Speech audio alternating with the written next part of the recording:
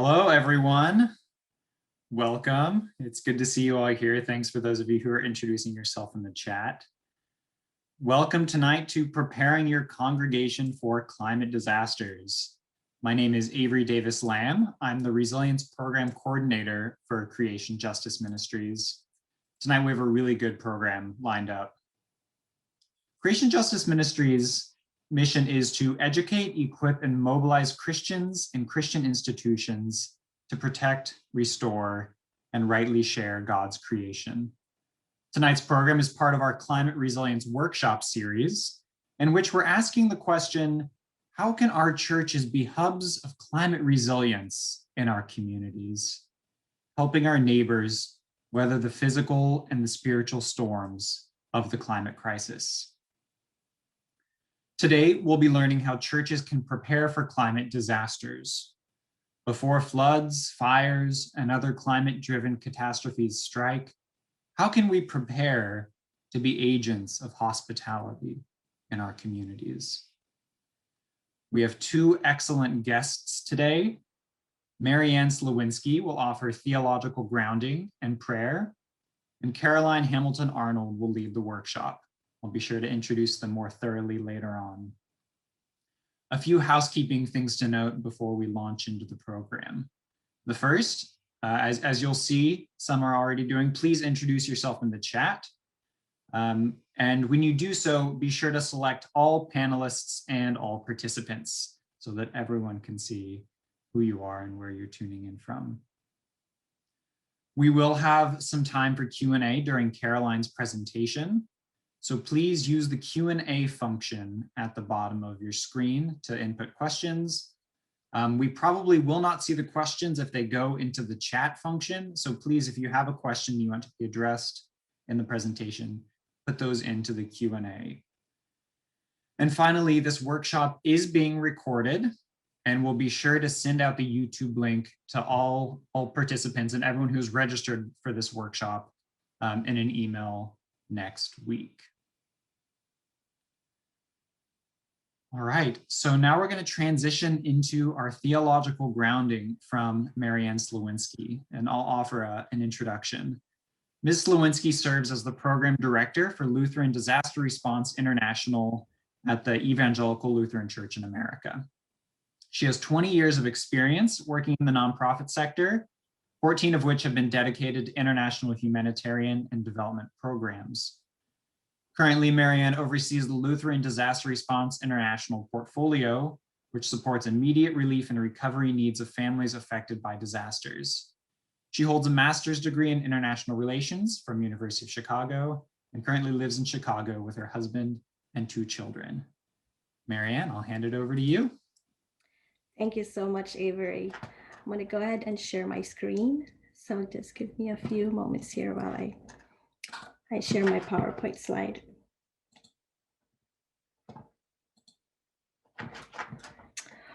Wonderful. So just as Avery mentioned, my name is Marianne Slawinski. I'm very pleased to be here with all of you as we accompany churches and faith-based organizations, especially in places where they require to provide relief and recovery, especially those that are affected by disasters. So just real quick, before COVID, I conducted monitoring visits in communities, listening and learning about how they cope with disasters. But for the past years, this past year, I've been working from home, I'm sure just like many of you. And so for tonight's devotion, I would like to lift up a passage from Isaiah chapter 43, verses 1 to 48. But now thus says the Lord, He who created you, O Jacob, He who formed you, O Israel. Fear not, for I have redeemed you. I have called you by name. You are mine. When you pass through the waters, I will be with you. And through the rivers, they shall not overwhelm you. When you walk through fire, you shall not be burned, and the flame shall not consume you. For I am the Lord your God, the Holy One of Israel, your Savior. I give Egypt as your ransom, Cush and Seba in exchange for you. Because you are precious in my eyes and honored, and I love you.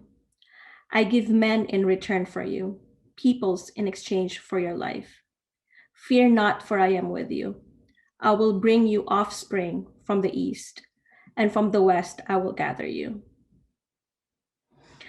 I am touched by the phrase, fear not, for I am with you. Many times we respond to major catastrophes, especially in the most rural areas. It is the small church that opens their doors and welcomes those in need. In places where we serve, everybody tends to know one another. One family stories is also another family stories. Everyone is there for one another. Farmers, fisher folk, carpenters, seamstress, restaurant owners, teachers, and pastors. So when intense typhoons, flooding, and mudslide occur, or when drought is drying up farmland and rivers, everyone in the community is affected, not just one farmer or two or three families down the road. Everyone is affected. And so I would like to share a 2.5 minute video from AccuWeather, which I think did a good job in putting together all of the weather related disasters that happened in 2020, just for us to take a look back. Let's take a look.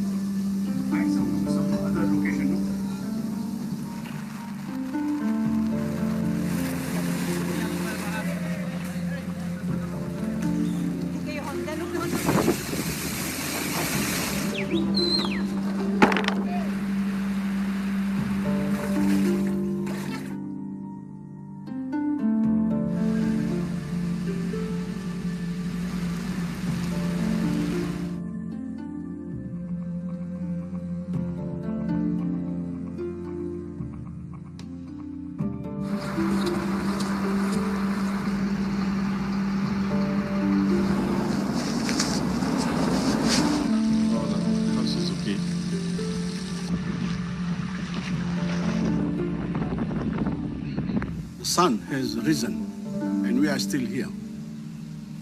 Due to climate change, these storms may be getting stronger, but they will never be stronger than we are. The US is also very concerned. Thank you. Thank you so much. Let me bring back my presentation once again.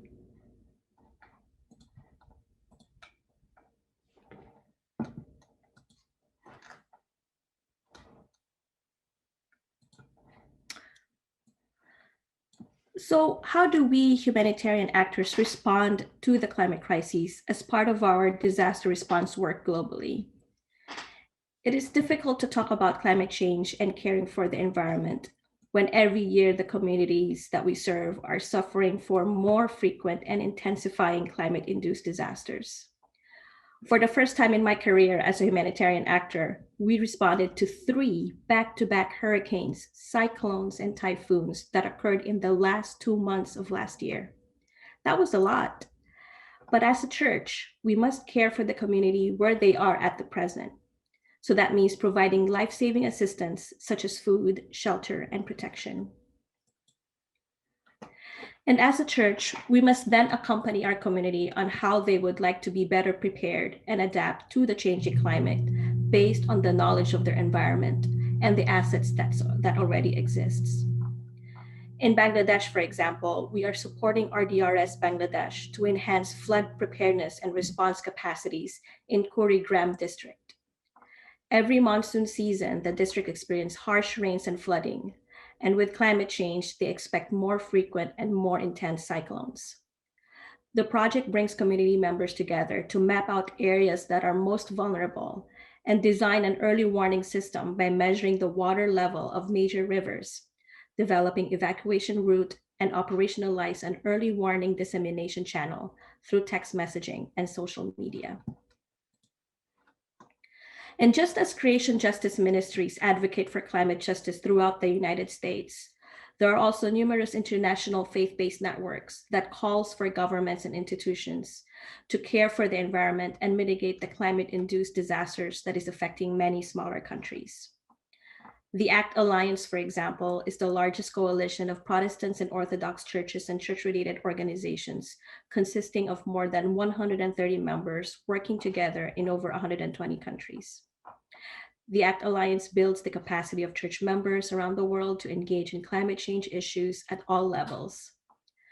The ACT Alliance explores climate justice in the context of the Agenda 2030, the Sendai Framework for Action of DRR, and the UNFCCC, with a specific focus on the implementation of the Paris Agreement. So from an international perspective, we are way beyond the argument whether climate change exists. We are unfortunately beyond the fight of mitigating the cost of climate change too. Many of our work is to find ways to prevent and reduce the damages and find alternative solutions to adapt to the changing environment. We have entered a new geological time period where we have become a geological force shaping the global landscape and evolution of our planet. The Earth will continue to exist, but whether it will be a planet conducive to the existence of human beings will be up to us. And so to conclude the devotion, join me in a prayer for our Earth. This is taken from Pope Francis's encyclical Laudato Si. I will read the leader section and I will ask Avery to unmute and read all the section together with those on this webinar. So let us pray. All-powerful God, you are present in the whole universe and in the smallest of your creatures. You embrace with your tenderness all that exists. Pour out upon us the power of your love, that we may protect life and beauty.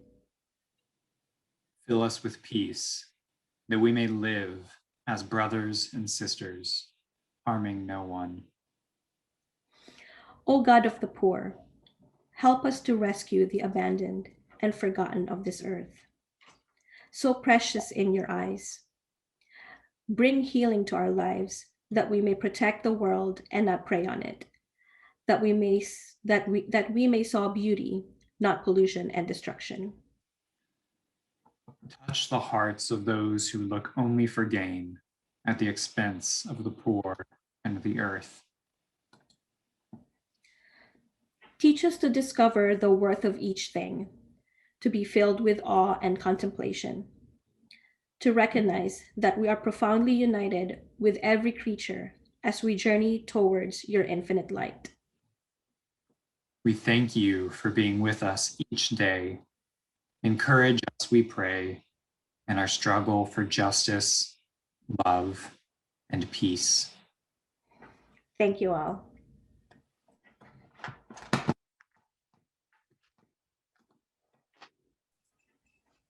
Thank you so much, Marianne.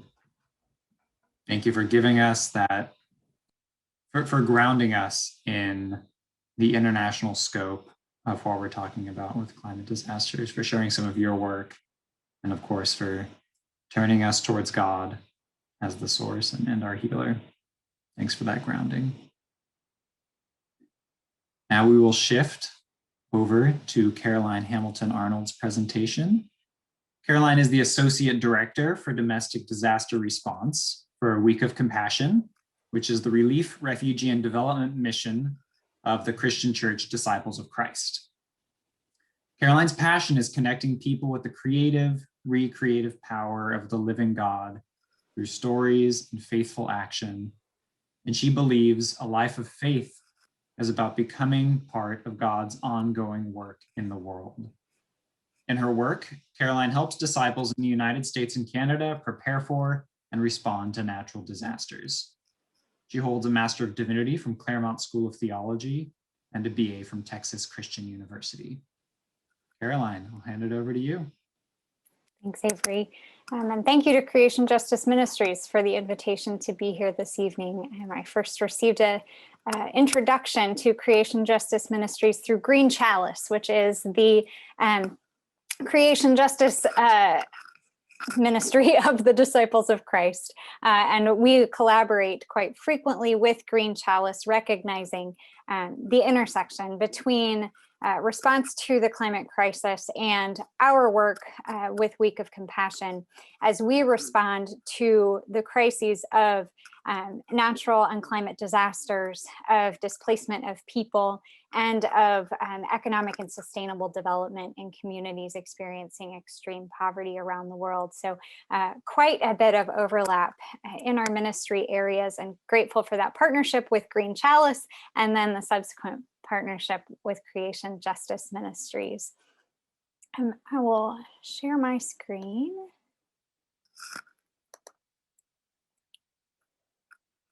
As you can see, and as Avery said, we are the Relief, Refugee, and Development Mission Fund for the Christian Church Disciples of Christ, and we work with partners to alleviate suffering throughout the world.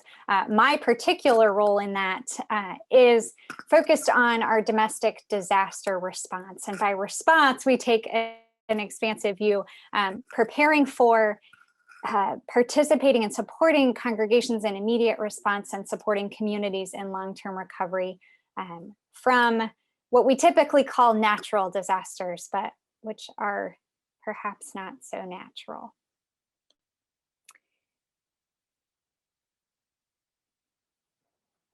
Let's see why my slides. All right.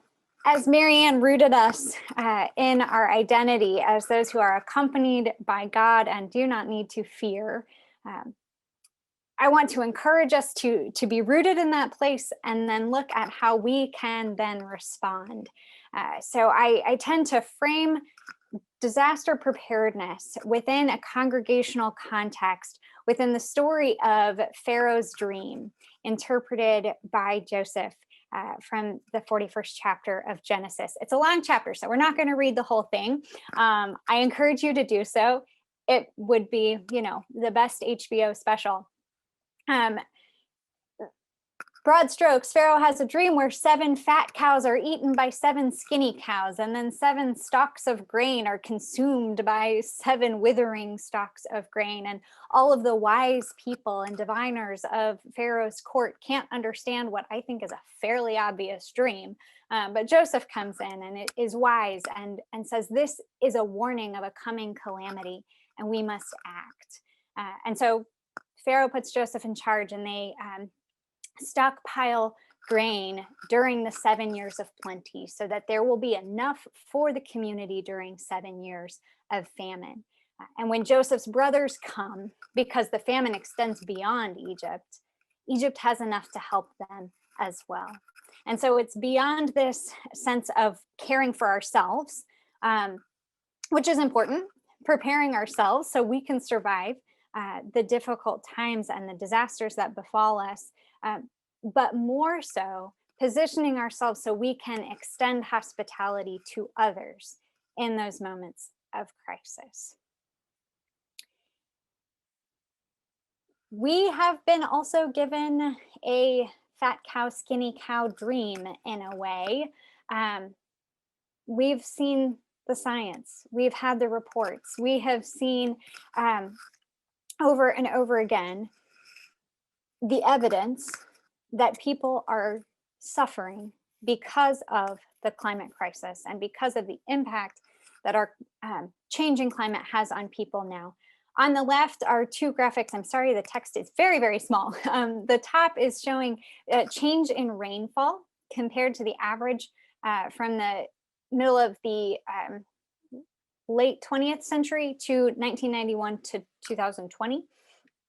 These 30-year periods of measuring rainfall across the US. You can see the Southwest is experiencing significantly lower amounts of rain, as much of the rest of the country is seeing increasing rain. And then we see this map here is increasing temperatures, again, taking those broad chunks of time. This was featured in the New York Times, comes out of a national climate report that came out this week. And so I encourage you to check out the details of that report and that report and that reporting. On the top here is an illustration, again from NOAA, looking at the number of billion with a B disaster events in the United States starting in 1980 through 2020, adjusted for inflation. Now, some of this is about where we choose to build, how we choose to build, whether we choose to mitigate within our infrastructure, and how much damage events cause. But that's not the whole of the trend. There are also just increasing numbers and severity of extreme climate-driven events. The climate assessment of 2018, which is a nationally generated report that looks at climate effect on the United States, asserts that climate-related events are signs of things to come, and quote, no area of the country will be untouched, from the Southwest, where droughts will curb hydropower and tax limited water supplies, to Alaska, where loss of sea ice will cause coastal flooding and erosion and force communities to relocate, to Puerto Rico and the Virgin Islands, where salt water will taint drinking water. Other major impacts noted in the report include severe flooding in coastal communities and the extreme temperature changes experienced across most regions of the country. We also are seeing it in our hurricane predictions. We've actually had to change the average in looking at the hurricane season in 30-year chunks of time. We went from the average being 12 named storms from 81 to 2010 to the average being 14 named storms 91 to 2020. Similarly, hurricanes increased from 6 to 7. Major hurricanes stayed the same. And we're looking at a forecast for 2021 of another above average year. So the time is now, the time is yesterday for us to become more prepared as congregations.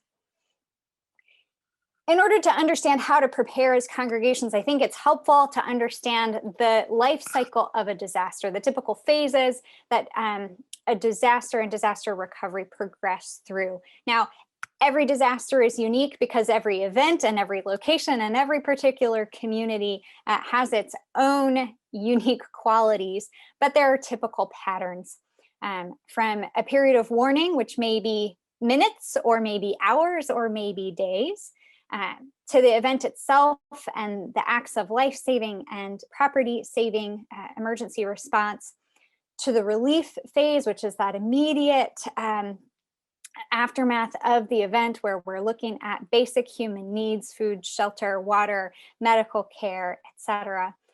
Through a period of assessment, trying to figure out who needs help, what do they need, what resources are available from people's own networks and resources, and who will need assistance from government, from civil society, from the nonprofit sector.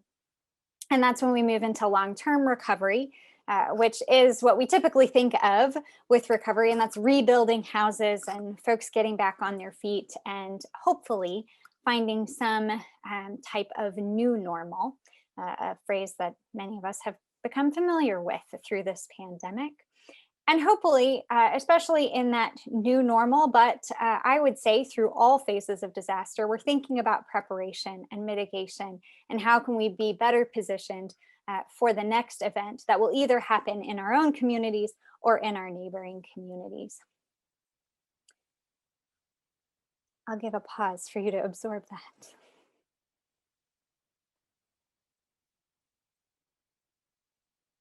This slide gives just another visualization of how those phases typically progress.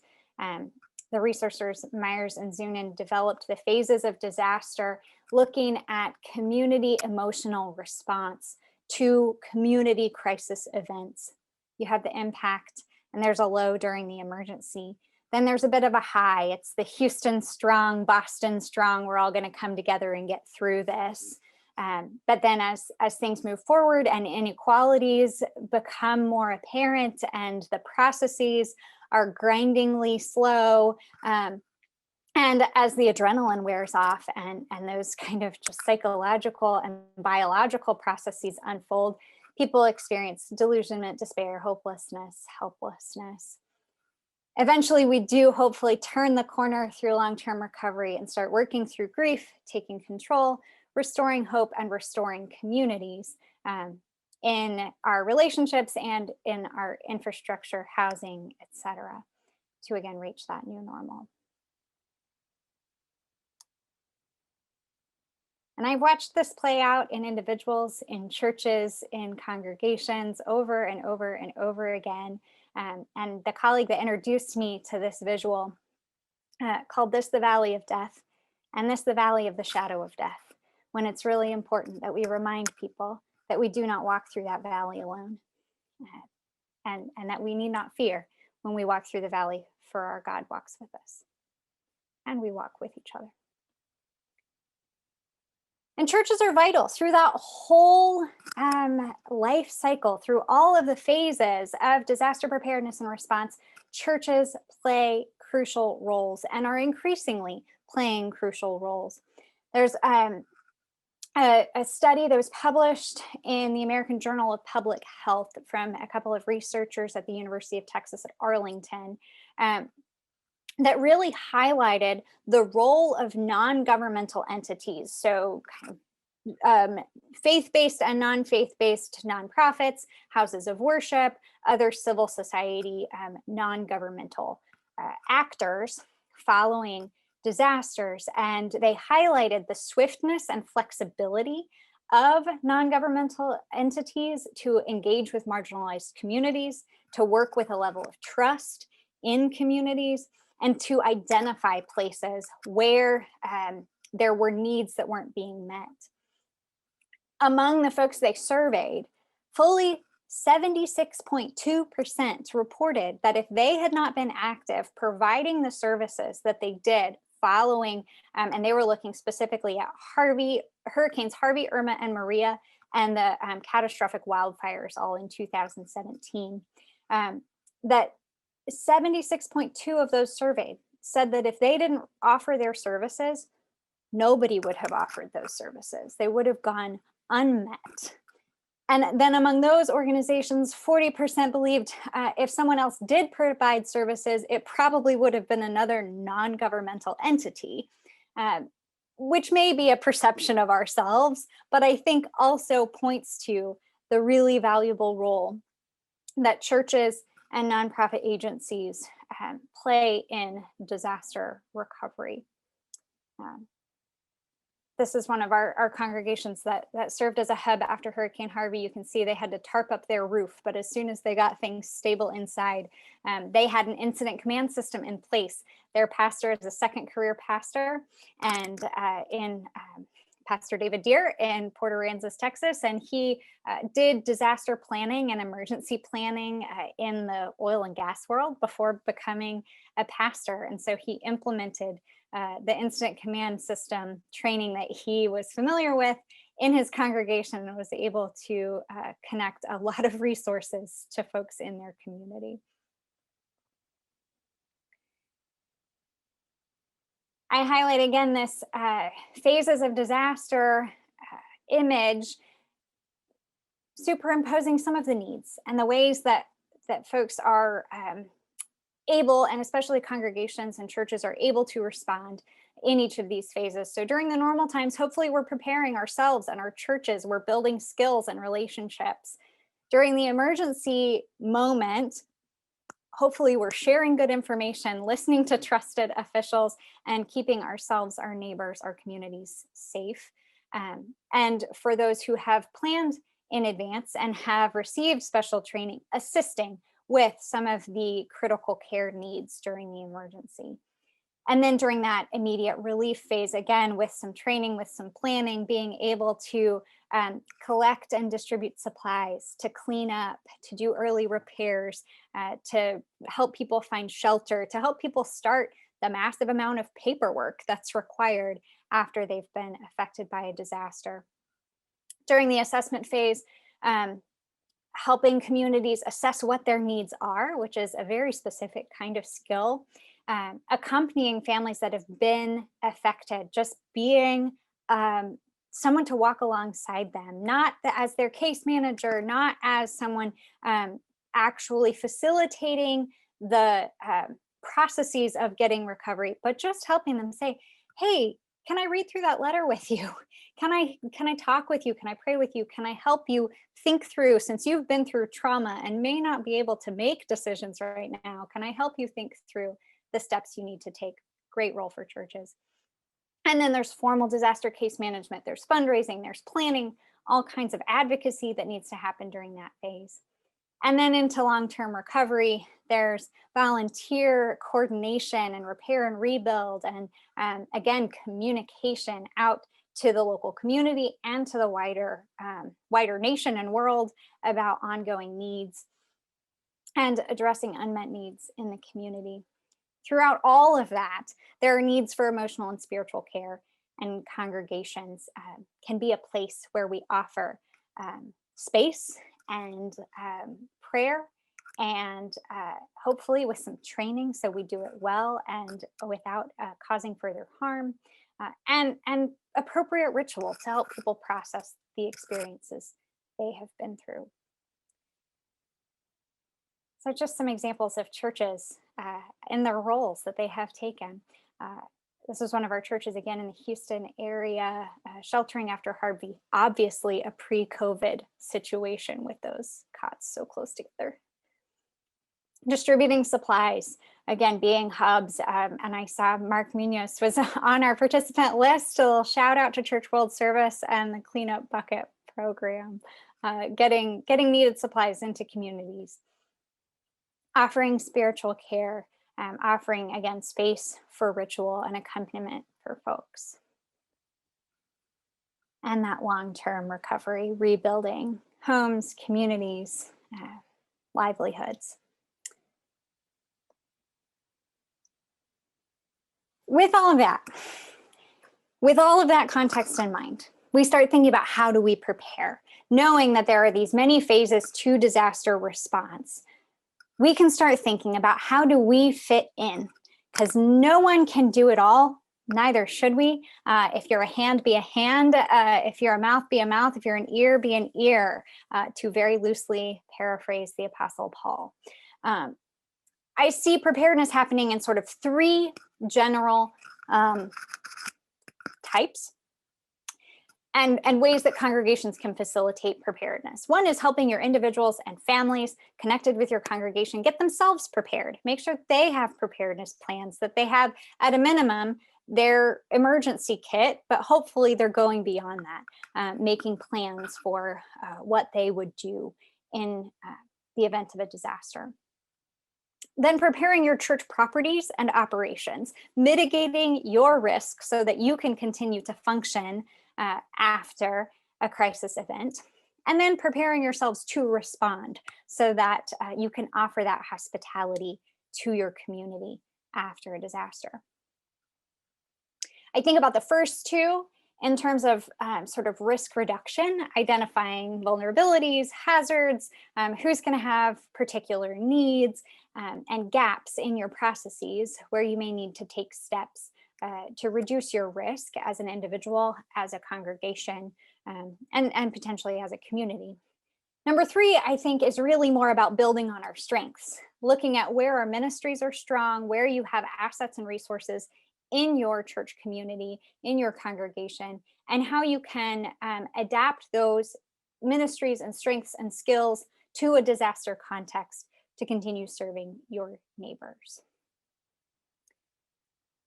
So that first step to assess risk so that we spend our time preparing for the things that are most likely to happen and most likely to have significant impact on your people. So I live in Texas. Extreme temperatures, both hot and cold, are pretty frequent occurrences for us and can have pretty significant human impact, as demonstrated by the recent winter storm. So while the probability of us having major winter storms is moderate, the impact can be really high because we're not prepared. We're not set up for extreme low temperatures. So that's something we should be preparing for in my neck of the woods. Earthquakes, not something I need to spend my time preparing for the way I did when I lived in Southern California. So thinking about what your risks are, what the unique needs of your community might be in different circumstances and with different events can help you strategically plan and how you can start taking steps that will have the greatest impact for your congregation. This risk assessment tool is pretty common. Many of our denominational partners use this same tool. I know that it's available in our congregational preparedness guide, which I have linked to at the end, and you're welcome to snag it from there. I also would encourage you to use some of the other tools at your disposal. The Red Cross has a good tool that is regionally based to look at what is most likely in your area. Floodfactor.com is a fairly new resource that takes lots of different research, including predictions on sea level rise and rainfall changes for folks' home and neighborhood flood risk. And also provides some really good steps for mitigation, some free and cheap steps, all the way up to like elevate your entire church building, and lots of different options in between to help you take steps to be more flood prepared. Ready.gov is our federal resource for preparedness, and they have some specific resources for houses of worship and faith communities, as well as for individuals and households. And then I would encourage you to connect with your state, county, or city emergency management agency or office. It's different in each state what they call themselves, because they have done this work. They have identified what your greatest risks are. And so if you start having conversation with them, they may be able to give you some insights about what things you should be preparing for. They're also really just good relationships to have as you're thinking through congregational preparedness and how you can interface with the other organizations and agencies that are prepared to respond after a crisis event. You can get hooked up with folks who are doing that work alongside you, training, identification of where gaps and needs might be. Once you've kind of identified what your risks are and what you want to start planning for, I encourage you to do some asset mapping. Start from your strengths. So there are different ways that people do this, and I kind of do a bit of a hybrid. The one on the left is sort of geographically based. You draw an actual map of your community, and that might be the neighborhood around your congregation or the community that you serve as a church. Or it might be, you know, the pockets where you have lots of members, if you have a church that pulls people from different parts of your city or area. And start thinking through, What are the businesses, especially businesses that might have food and water on hand? What are the civil service organizations? What are the community organizations, your libraries, your schools? Who are your first responders in the area? Police, fire, medical? Are there neighborhoods in the area? Are there pockets of particular risk or vulnerability? You know, retirement homes or nursing homes or daycares, childcare centers, low income communities, public housing, areas where you may want to identify that there would likely be particular needs. And then start mapping your ties to all of those entities around your community. On the right is more of a relational map, and you start with you as an individual or you as your congregation. And again, just start thinking about all the relationships you have. Disaster preparedness and response, really fundamentally, you know, there are some practical steps, there are some infrastructure things, there are some financial and paperwork things, but mostly it's about relationships. It's about knowing who you can call and what capacities you all have and how you could partner together. So as you create both of these, a geographic map or a relational map, start mapping your ties, and whether they're weak ties, you know, you maybe can wave on the corner, but you don't know their last name, to we partner with this school weekly with an after school mentorship program, and we are deeply related to this organization. Those relational ties are crucial in disaster response. There's some research happening in Texas around relational ties as indicators of recovery success. And 60% of the ties that were indicated as being useful for people accessing recovery resources were listed as strong ties, and 70% of those ties were ties people already had pre-storm, pre-Hurricane Harvey. So building those relationships before the storm is crucial. And I would encourage you also to think about those relationships that maybe don't seem directly disaster related. Who do you know at the newspaper? Who do you know in City Hall? Who do you know who's a paralegal or a administrative assistant, folks who are really good with paperwork or systems, or who's really good at setting up the flow of how things are going to work when you have an all church dinner, and knows exactly how people are going to move through your space and could help you set up those same kinds of flows if you're hosting donations or sheltering folks. It's not all construction based, it's not all first responder based. We have some tools, again, in that congregational guide that I mentioned, to help you think through that. A facilities inventory, that's more mitigation. It's identifying what you may need to do to make your facility more secure and to inventory things for your insurance. But there's also equipment and facilities inventory as a resource.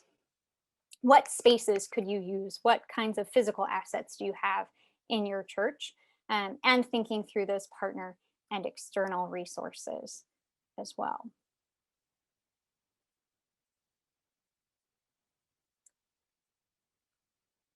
I have a long list here of additional resources, all kinds of places you can find more information to learn more about becoming more prepared. I start at the top, broadest agency. We have our FEMA.gov link here, which is specifically for faith community preparedness. They've been hosting a lot of webinars over the last couple of years, really targeted on different topics to help faith communities get more prepared. National VOAD, which is Voluntary Organizations Active in Disaster, is a network of faith-based and non-faith-based organizations that are active in disaster preparedness, response, and recovery. And we also have a number of partners who are not members because they're not voluntary organizations, but it's FEMA and other agencies and some corporate partners who are involved and help to facilitate recovery and support recovery. It's a great network to be aware of. Many of your denominations are members already, and there are state VOADs in all 50 states as well as the territories. And those are great ways to connect. And your denominations may already be plugged in the state VOAD as well. But I encourage you to look into that if you're wanting to meet other people who are interested in this work. The Community Preparedness Committee of National VOAD has compiled a preparedness resources inventory. It's not exhaustive, but it's a good place to start. Mostly denominational resources for preparedness. It's a PDF linked there, and you'll get that link as well. Several of your denominations are represented on that list. Creation Justice Ministries has some really great resources. The resilience curriculum, the 6-week discussion curriculum is fabulous. Really can't recommend that highly enough. The Congregational Preparedness Guide I've mentioned a couple of times is available at the Week of Compassion website on our preparedness page. On that page, we also have a link to a story we did with 10 steps to be a more prepared congregation. And this goes from really simple things like making sure your phone number and address are posted by every exit, every phone, every first aid kit, every defibrillator, anywhere where you might need to call emergency services, that you have that information right there. To much kind of bigger steps, but some good ways to get started. We've also curated a list of other resources on the Disciples General Church page, which is this link here. I lift up Disciples Green Chalice, as I mentioned at the beginning, and the book Help and Hope, Disaster Preparedness and Response Tools for Congregations, published by Chalice Press in 2013, I think. So it's due for an update. We're hoping to maybe do, don't quote me on this, but hoping to do a 10-year update to that book. But the basics of it are really good. It asks good questions and is a great resource for congregations. Some of the specifics of what ministries do have changed a bit, but overall, still a great resource. Along with that, I'm gonna go back. I made note of several of the denominations that are here today. We have a wide variety, but I know I saw several from the United Church of Christ, quite a few Presbyterians and Methodists, quite a few Lutherans. All of those have disaster preparedness resources within your denominational disaster ministries. So please reach out to those offices. My colleagues around the tables are always saying, we wish more congregations would be more prepared and would connect with us so we can help equip them to prepare and to respond. And so they would be delighted if you said, Caroline told me to call you and get more prepared. A handful of Episcopalians as well, and Episcopal Relief and Development has some resources, and I know a number of the diocesan offices have their own disaster preparedness teams and programs. So please take advantage, make use of the denominational resources you have at your disposal. As you're thinking about questions and hopefully dropping some in the Q&A, I would challenge you to think about 3 things you can commit to doing. Part of the beauty of the story of Joseph interpreting Pharaoh's dream is that once Pharaoh hears this bad news, this news that really challenges his power as a supreme ruler, that everything he's created is going to get obliterated, he doesn't, stick his head in the sand as we might expect. He says, okay, who is wise among us and can do something about it? And puts Joseph in charge of taking action. So how are we going to take action? These may be little things. It might be sharing one of these resources or reading something or picking one of those actions from the 10 steps, or it might be something big if you're feeling ambitious. But think about 3 things you can commit. And if you feel so inclined, drop those things in the chat.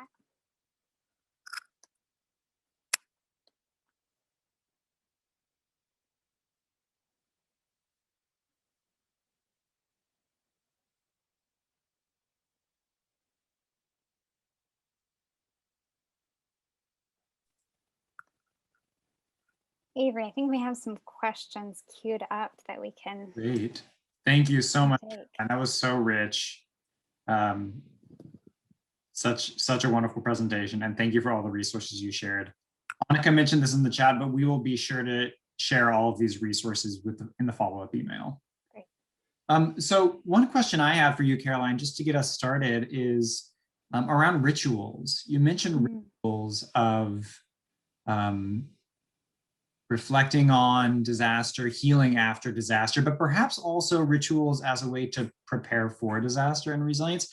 Could you share a little bit about interesting rituals that you've seen churches engage in that you think we could learn from?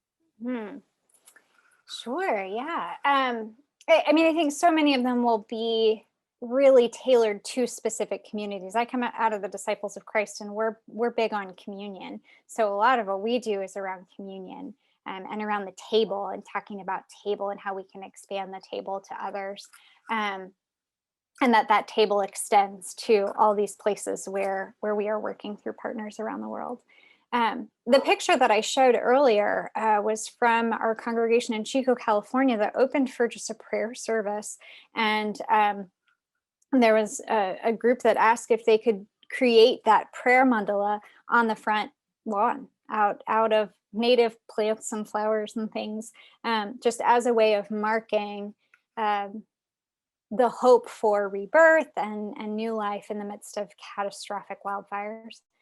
So that's more in response to, I have seen some really lovely prayers and litanies incorporated into church worship, into kind of the rituals that we already do when disasters hit in other places, that we might be open to the possibilities of how we can serve and how we can prepare, and how God might use us in those moments.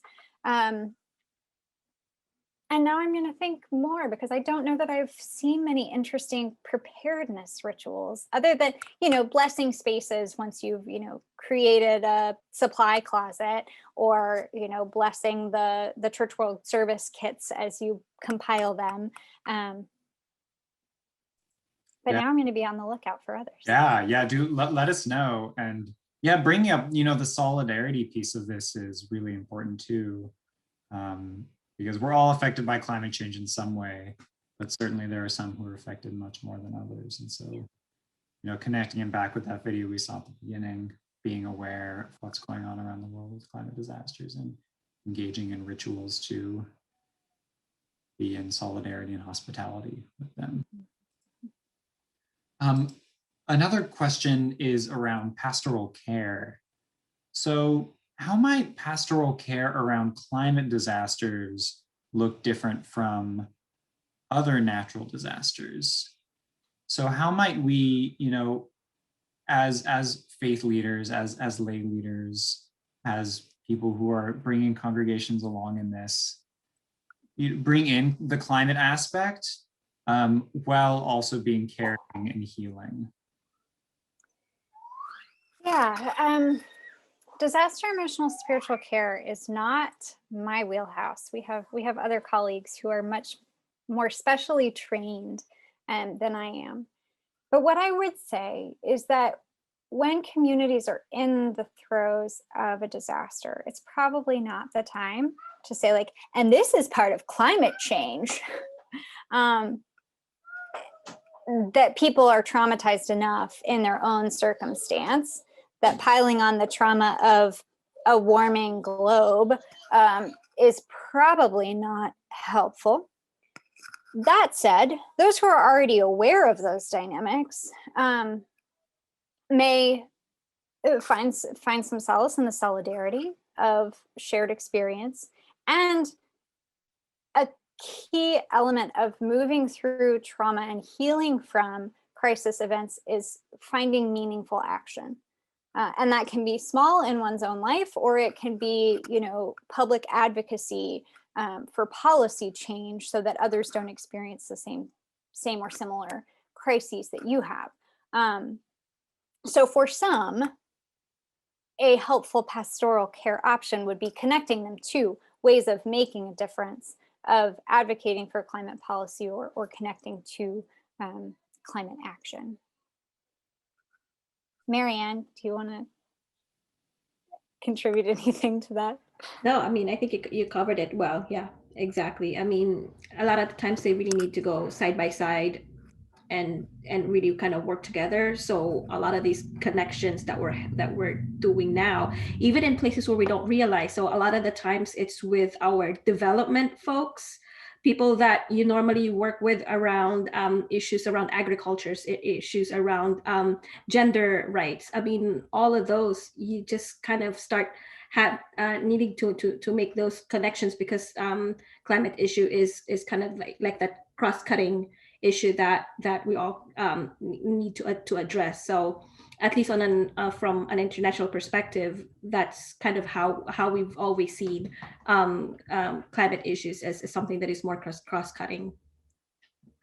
You know, there's an element to which we grieve for both what we have personally experienced and, you know, the greater, broader suffering and groaning of the world. And so for some, being able to grieve all of that may be helpful. Great. Well, Caroline, thank you so much. Marianne, thank you so much.